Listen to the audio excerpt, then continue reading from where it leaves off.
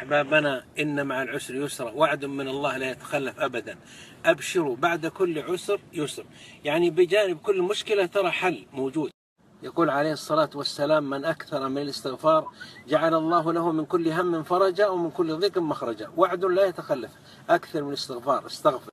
يقول عليه الصلاة والسلام: كلمة أخي ذي النون ما قالها مكروب إلا فرج الله عنه، لا إله إلا أنت سبحانك إني كنت من الظالمين. يقول عليه الصلاة والسلام: عليك بلا حول ولا قوة إلا بالله فإن كنز من كنوز الجنة. لا حول ولا قوة إلا بالله، يا لها من كنز.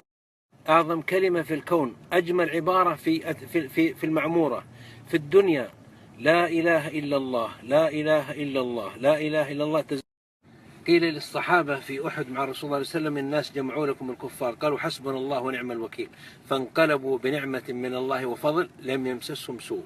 القرآن 5 ب5: وأفوض أمري إلى الله فوقاه الله سيئات ما مكروا. فكرر: وأفوض أمري إلى الله ليقيك الله.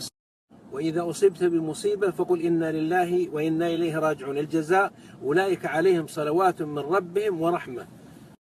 ولو أنهم إذ ظلموا أنفسهم جاءوك فاستغفروا الله واستغفر لهم الرسول.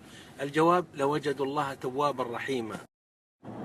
وكلمة ذي النون: لا إله إلا أنت سبحانك إني كنت من الظالمين، فاستجبنا له فنجيناه من الغم وكذلك ننجي المؤمنين. من قالها بصدق نجاه. وحسبنا الله ونعم الوكيل، من قالها قال فانقلبوا بنعمة من الله وفضل لم يمسسهم سوء. إذا أتاك داهية أزمة كربة قل حسبنا الله ونعم الوكيل. والله لو لم تقل هذه الليلة إلا سبحان الله والحمد لله ولا إله إلا الله والله أكبر كانت أحب مما في الدنيا جميعا وكنوز الدنيا. يقول عليه الصلاة والسلام: والحمد لله تملأ الميزان. رواه مسلم. ميزان من؟ ميزان الواحد الأحد. فقط تقول الحمد لله تملأ ميزان الله. يا لها والله من نعمة. تريد تشارك الملائكة؟ قل دائما سبحان الله وبحمده سبحان الله العظيم. ردد: يسبحون الليل والنهار لا يفترون. كل مع الملائكة تسبيحا.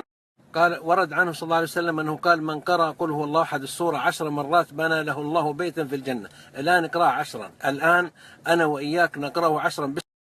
والله لو صلى عليك الله صلاة واحدة لكانت خيرا من عمرك كله. متى؟